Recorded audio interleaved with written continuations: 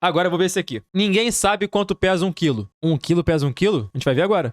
Pense rápido. O que pesa mais? 1 quilo de penas ou 1 quilo de ferro? A 1 quilo de ferro. resposta é que nenhum, porque os dois são 1 quilo e Ah, vá. isso é meio óbvio. 1 quilo é 1 quilo independente da situação, certo? Errado. Nesse exemplo, você está certo de que a quantidade de massa em 1 quilo de penas é 1 quilo, e que essa é a mesma quantidade de massa em 1 quilo de ferro. Você também estará certo ao pensar que se eu colocar o quilo de penas e o quilo de ferro em uma balança, ela vai ficar equilibrada. Só que 1 quilo não é sempre 1 quilo. No exemplo anterior, a quantidade de massa de ferro e o peso que ele exerce na balança são duas coisas diferentes. E eu não estou falando nem só do fato de que balanças medem a força-peso de um objeto, e não a quantidade de massa. Eu estou me referindo a um dos fatos mais estranhos da física.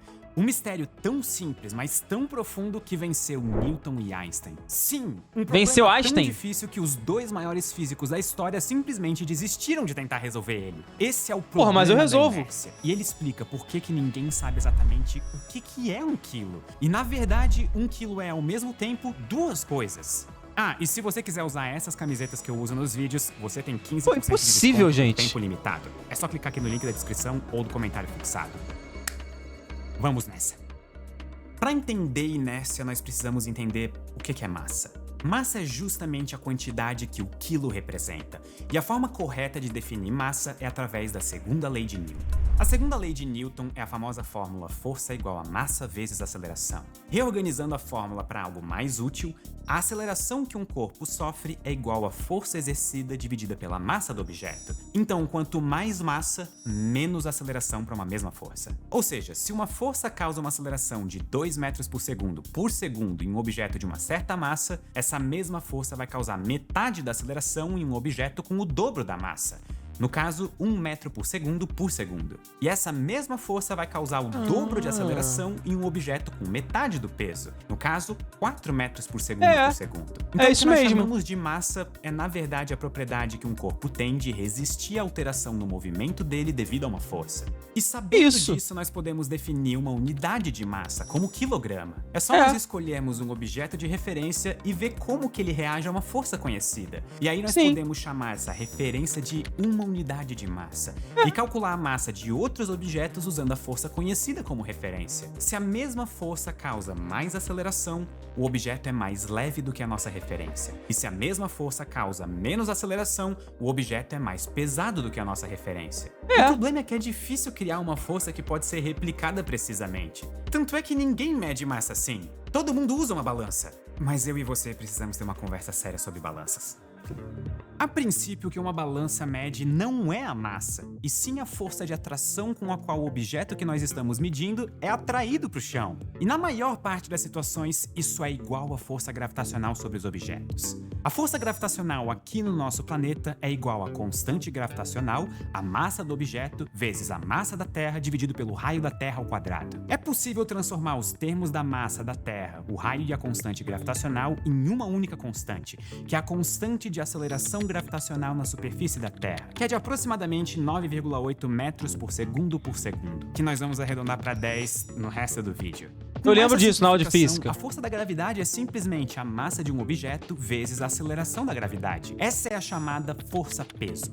Massa vezes gravidade. Se um objeto pesa 1 kg, a força-peso dele é de 10 newtons. 10 Se ele newtons. pesa 50 quilos, a força-peso é de 500 newtons. É. Quando você coloca uma balança embaixo de um objeto, a balança resiste à força-peso do objeto, que está diretamente relacionada à massa dele. Então, quando a balança mede a força-peso do objeto, ela consegue também determinar a massa. Até aqui parece tudo normal, mas não é. E eu vou explicar o porquê.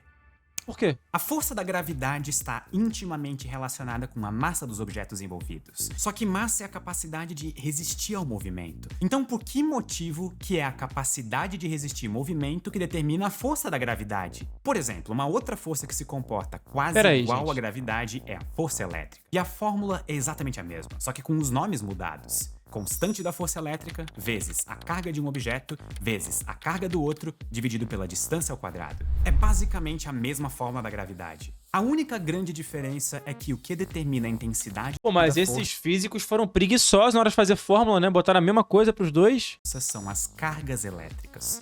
A força elétrica não tem nada a ver com a massa dos objetos. Da mesma forma, a força da gravidade deveria depender de uma carga de gravidade.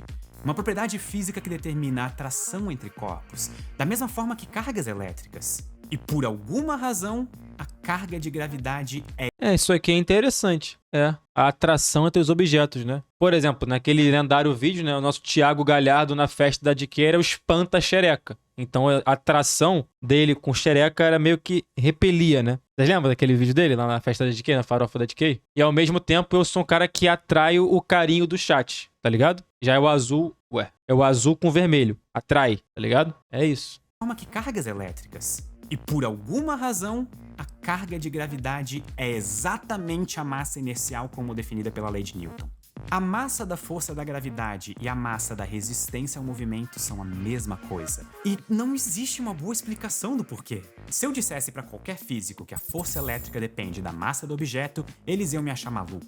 Mas a força da gravidade depende da massa. E isso é muito, mas muito estranho. E ninguém sabe explicar por que é assim. Essa é uma das formas do problema da inércia. Por que a carga de gravidade é a massa inercial dos objetos? E é agora que eu te pergunto.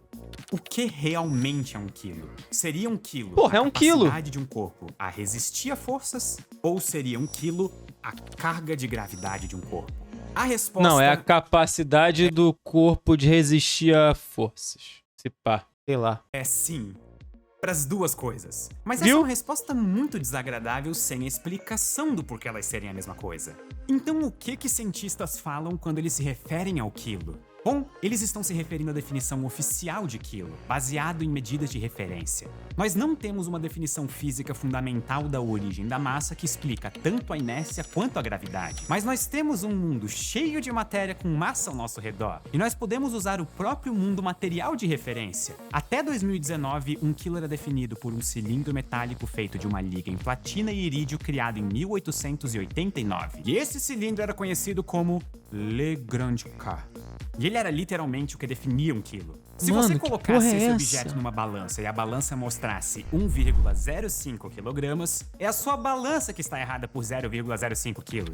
Porque o cilindro sempre tinha 1 kg. Inclusive, esse cilindro metálico perdeu aproximadamente 50 microgramas de massa entre a sua criação em 1889 e 2019. O que significa que a própria definição de quilo ficou ligeiramente mais leve no Mano, último século. que é isso? Sim, o próprio significado de quilo variava com a referência, o que é um problema. Pode até ser que a balança da farmácia não precise dessa precisão extrema, mas experimentos de ponta estão chegando a precisar de uma definição bem mais precisa de massa, muito mais precisa do que um bloco de matéria consegue dar. E por isso, em 2019, uma nova definição de quilo foi criada, não usando matéria como referência, mas energia. Uma esfera basicamente perfeita de silício foi criada e essa esfera seria a base para o novo quilo. A esfera foi pesada contra uma balança eletromagnética de precisão extrema chamada Kibble. A energia elétrica necessária para equilibrar a balança foi medida com 15 casas decimais de precisão. E então essa medida foi usada para criar uma definição de quilo com base em constantes fundamentais da natureza. Atualmente, 1 quilo, por definição, é aproximadamente 1,475 vezes a constante de Planck da física quântica, vezes a... Pô, tá me sacaneando, velho. Tu me faz um vídeo falando que ninguém sabe quanto pesa 1 quilo e a definição é essa caralhada de números que tá aí. Com quadrado, com decimal, com delta. Pô, tá brincando. Aí tá me sacaneando, pô. Aí como é que eu vou responder essa porra se me perguntarem o que é 1 quilo? Cheguei aqui cheio de dúvida. A frequência de oscilação do átomo de césio, que define o segundo atômico, vezes 10 elevado a 40, dividido pela velocidade da luz ao quadrado. Só que ninguém jamais vai olhar para essa fórmula e pensar, nossa, olha, 1 quilo. Essa redefinição serve para garantir que a precisão de medidas de massa em experimentos continue aumentando. E quem sabe algum experimento futuro use essa nova precisão na definição do quilo para encontrar evidências que ajudem no problema da inércia. Porque, honestamente, a gente precisa de ajuda. E a história de Newton é um exemplo perfeito disso. O conceito de inércia e massa está duplamente amarrado com Isaac Newton. É a segunda lei de Pô, o Newton pareceu um pouquinho com o Jorge Jesus, né? Perceberam? O JJ? Newton que define a massa como inércia. E é a sua lei da gravidade que define massa como carga gravitacional. Então, como que Isaac Newton explica essa coincidência?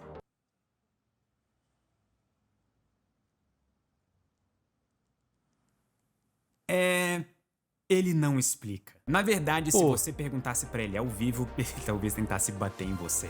Newton deixou extremamente claro que ele não sabia explicar por que a sua fórmula da gravidade dava certo. Ele só sabia que dava.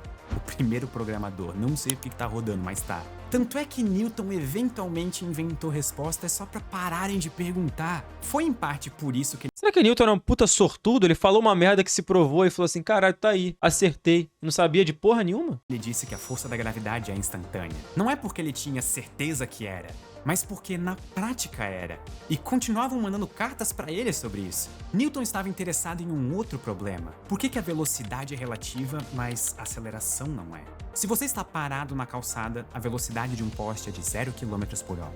Mas pra alguém em um carro, o poste se move a 40 km por hora. Inclusive, isso me lembra de uma piada. Duas pessoas estavam viajando de trem, aí uma olha pra fora e fala: "Nossa, como esses postes estão passando rápido, né?" E aí outra responde: "Nossa, verdade.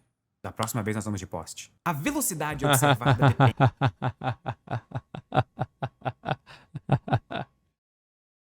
depende da velocidade do observador. Velocidade é um conceito relativo, mas tanto para você quanto para o carro, a aceleração do poste é 0. E a aceleração da gravidade é 10 metros por segundo, tanto dentro quanto fora do carro. A aceleração não é relativa. A aceleração é absoluta.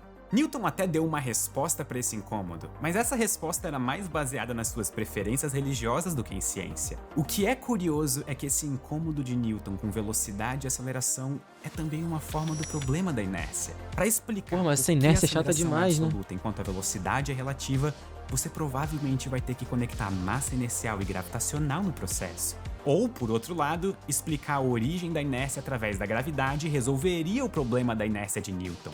Inclusive, Newton chegou muito perto dessa equivalência entre esses dois problemas. Ele bolou um experimento mental que quase conecta massa inercial e massa gravitacional, partindo do seu incômodo com a velocidade relativa. O experimento é o seguinte: vamos imaginar que você tem um balde com água suspenso em uma corda. E aí você gira o balde. A água dentro do balde vai começar a girar em relação ao mundo externo. Sim. E esse movimento da água vai fazer ela assumir uma forma côncava, tipo aquele redemoinho que dá no copo quando você mexe com uma colher. Esse é o cenário 1. Existe um movimento relativo da água em relação ao resto do mundo, e a água forma esse redemoinho no centro. Agora vamos imaginar um segundo cenário meio absurdo. Vamos imaginar que ao invés de girar o balde, nós giramos o resto do universo em torno do balde. Agora o movimento relativo entre a água do balde e o resto do mundo nesse cenário é exatamente o mesmo. Será que nesse cenário também aparece um redemoinho de água dentro do balde? Para Newton era óbvio que não.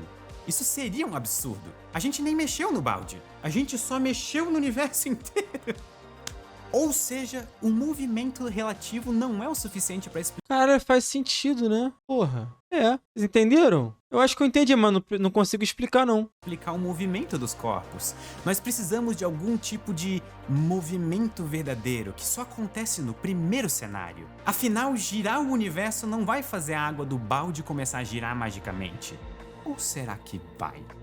O experimento Não, se girar o universo rápido pra caralho, talvez. Não faz sentido, porque aí. Não, porque a água tá dentro do planeta Terra. Aí vai ter que gerar. Não, lógico que não. Nada. Lógico que não, cara. Se bem que se tu girar tudo ao redor do planeta Terra, vai fazer. Não. do balde de Newton não alugou um triplex só na cabeça do Newton, mas também na cabeça de Albert Einstein séculos depois. Chegou no ponto em que o problema da inércia era uma grande motivação pro jovem Einstein. Porra, eu não sabia. Na minha cabeça, quer dizer, não é que eu não sabia, né? É foda, né? Do alto da nossa ignorância, parece que Einstein é um cara, tipo assim, que era parceirão de Newton, tá? Viveram a mesma época, né? Os dois estudaram juntos no colégio, entendeu? Tava todo mundo junto ali. E Newton, Einstein, não sei o quê. Mas o Einstein, ele veio muito depois, né? Tipo assim, bem depois.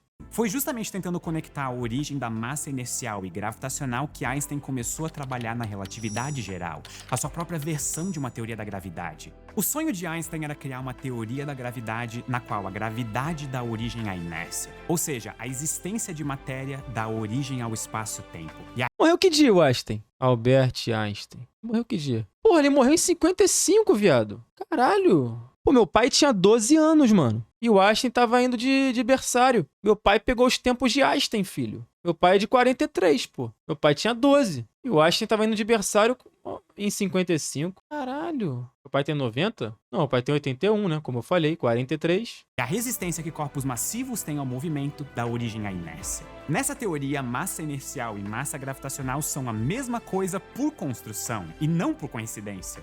Inclusive, na versão ideal da teoria de Einstein, o cenário 1 e o cenário 2 do experimento do balde são sim idênticos. Girar um balde gera um redemoinho no centro do balde. E girar o universo ao redor do balde enquanto ele fica parado também deve gerar o mesmo redemoinho. Nessa teoria, até a massa inercial dos objetos é relativa. Então, mover algo ou mover o resto do universo em torno desse algo tem que ser equivalente. Uma equivalência completa que deve valer para todas as formas de movimento, tanto velocidade quanto aceleração. Essa é a gravidade ideal de Einstein. Um mundo completamente relativo, onde até a massa é relativa à matéria no resto do universo. A relatividade geral de Einstein não é essa teoria. Einstein não conseguiu moldar a relatividade geral de acordo com suas ideias filosóficas. Inclusive, ele foi forçado a assumir que massa inercial e gravitacional eram a mesma coisa como um ponto de partida. O sonho dele era explicar esse fato, mas nem mesmo Albert Einstein conseguiu. E essa falha até afetou as crenças pessoais dele. Ele abandonou esse projeto por passar a discordar dele mais tarde na sua vida. A verdade é que até hoje ninguém sabe o que vai acontecer com um balde de água se a gente girar o universo ao redor dele. E pra piorar, se a gente realmente quiser saber o que é 1 quilo, nós vamos precisar descobrir. Mas e aí, vocês gostam desse tipo de vídeo? Que outro tema vocês gostariam de ver aqui no Ciência Todo Dia? Digita aqui nos comentários. E não esquece de curtir e comentar os temas que você mais... Pô, velho, eu me senti um ignorante completo, velho, assistindo esse vídeo. Assim, é isso. No fim das contas, não me explicou o que é 1 quilo na prática, além de pesar 1 quilo, né? Mas se isso é relativo pra caralho, tem que avisar os self-service do Brasil, né? Que estão cobrando o quilo caro pra cacete. Tem que chegar lá, pesar e falar que é relativo o peso. Se o universo girar de um jeito diferente, o prato vai estar com peso diferente. Valeu. Valeu.